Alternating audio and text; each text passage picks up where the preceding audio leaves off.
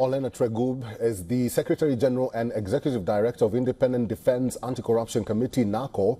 She's now joining us live from Kiev in Ukraine. Ms. Tregub, thank you very much for making time for us and welcome. What do you think prompted President Zelensky to make such an admission of ceding territory and even trying to rope in the NATO?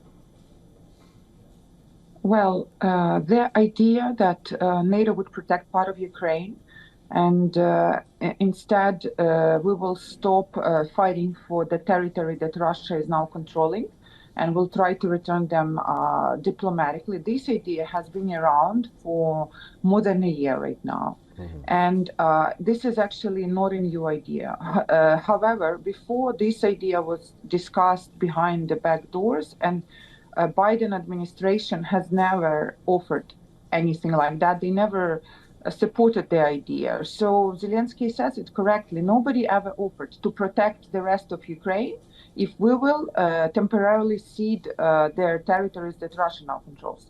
So now there will be new administration. Trump inauguration is January 20, and this is very decisive move because this is also requires courage from US, from NATO to do something like that. And Zelensky just tries to show that we are ready, of course, for a ceasefire. We have been ready a long time.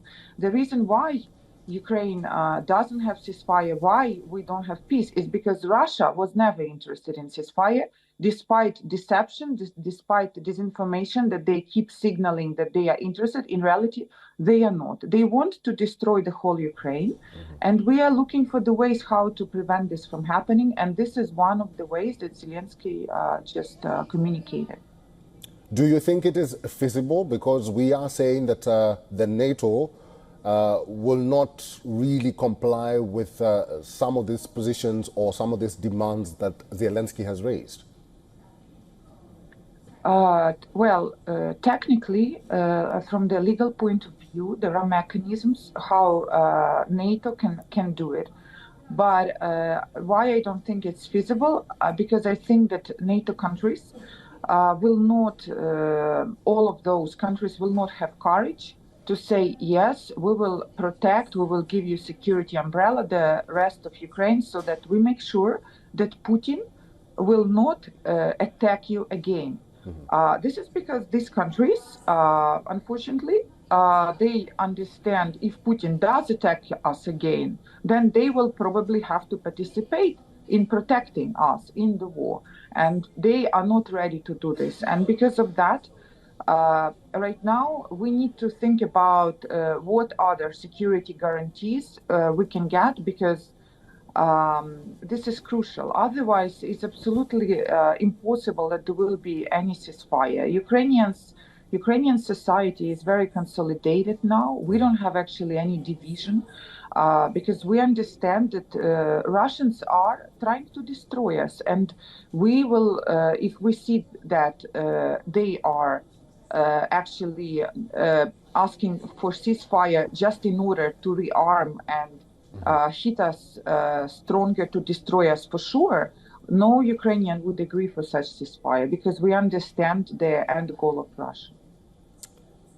Ms. Tregub, let's move away from ceding territory and talk about another issue, and I want you to make your response brief.